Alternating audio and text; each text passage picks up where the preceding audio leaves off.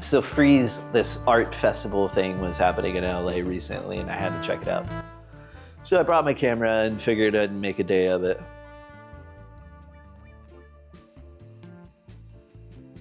How many angels can dance on the point of a needle?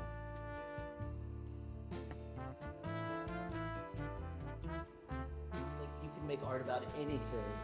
What is it that makes you want to make commentary on social media?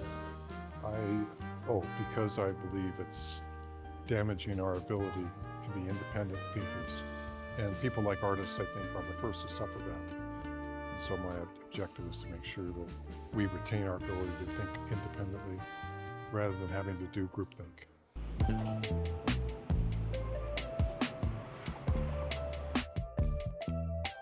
The days when I'm taking the camera out, they feel like mindfulness exercises. I'm trying to be present and aware and capture what's out there. And if I'm in my head or if I'm trying to force into reality these shots that I have in my mind, I won't necessarily be open to the opportunities that are there.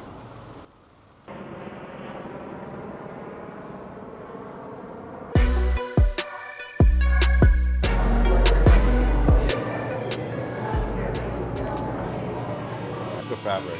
So the fabric actually just slides right into it.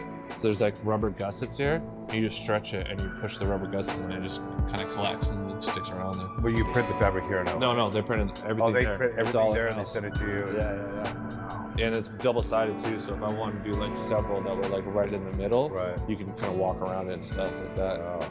I love this stuff, man. Dude, it's So like cool. every day on Instagram, I was like, what the fuck are you doing? I know, right? It's You just know, crazy. Just every day you're doing shit. I'm like, what? And then I got a book signed by him. Oh, cool. And he did everything in reverse. Oh, sick. And he did it in front of me. That's crazy. It wasn't like something.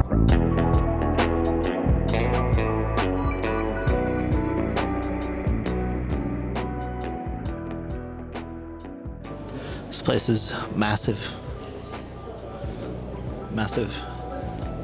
Almost too much art to see. I could easily imagine myself spending all day, every day, just looking at art, consuming art, and creating art. I love it. I love listening to artists talk about their work. I love meeting artists and asking them about their work. And Frieze is a really cool place for that. While wandering through the corridors of the Reef, I came across this amazing studio and I was just drawn in. We are in Studio 404, which is my studio, which we also call Artsroot Studios in Los Angeles, downtown. I believe that my mission in art is to be able to take a social and political topic and give it a presence.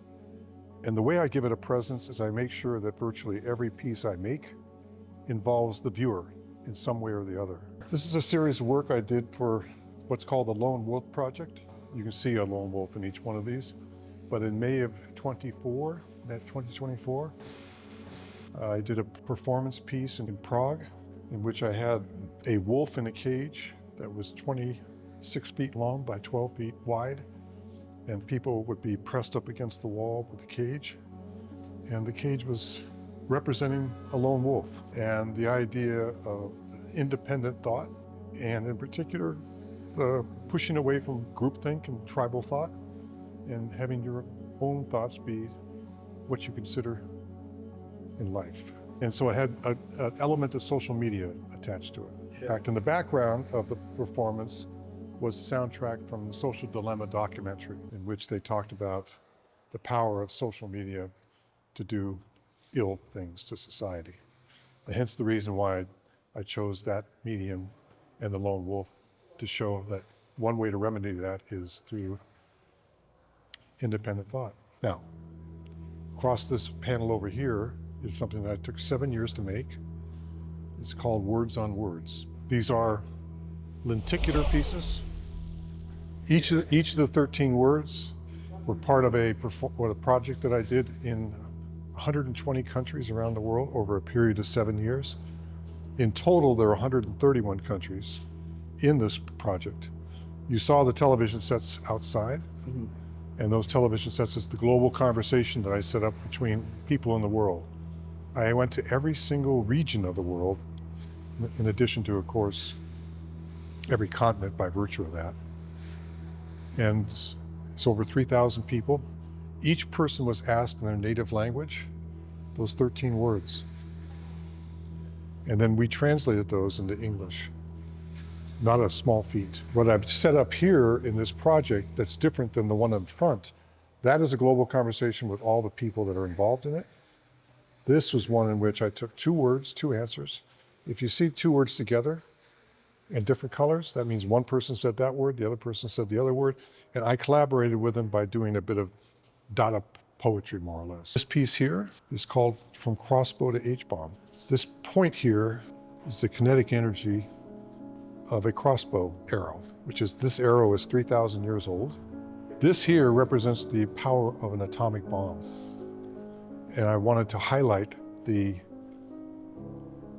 way we as humans have built up tremendous destructive power over time.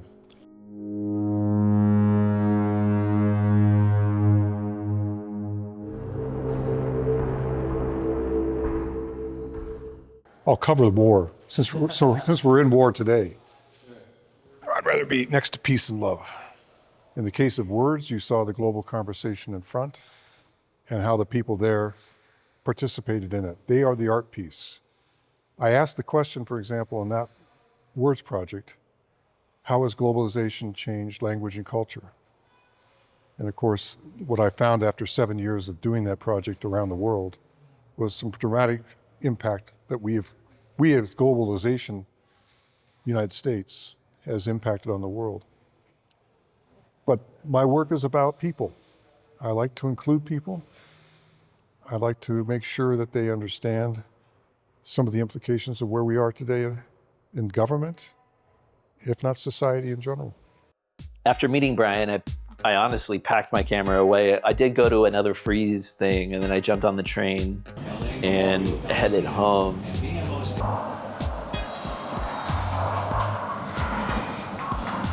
I've been trying to practice mindfulness in my regular day-to-day life, but especially as a documentarian or whenever I've got my camera out. I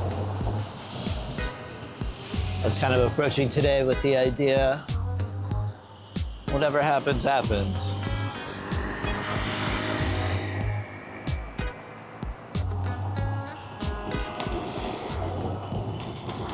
And I'm really happy that I came across Becky. Here, and it's over 100 and it's got to be at least 110 years.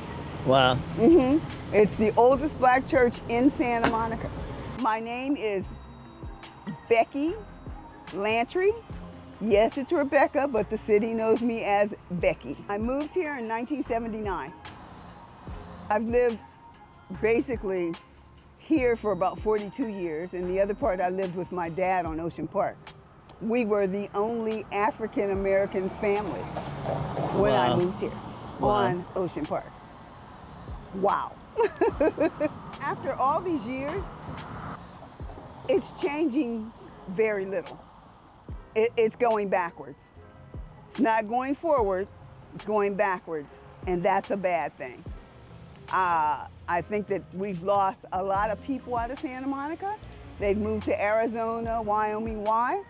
Because it's cheaper. I've talked to some of the people who have businesses that are down on Main Street. A lot of them have closed because the rents have tripled. And if the city council keeps saying, well, we got to see what we're going to do. First thing you got to do is reduce the rent. If you can't do that, you're going to lose some more people. So that's kind of the day, man. Meeting Brian and seeing his art has really given me a lot to think about. I think about the work that I'm doing and art that I'm making and what I want to say. I love traveling and I love getting to know people. Is there something more I want to say? Is there more I want to share? And how do I go about doing it? I did struggle a bit with editing this. I'm still figuring this whole thing out. So thank you for coming with me on this journey. Please like and subscribe. And there are more adventures to come.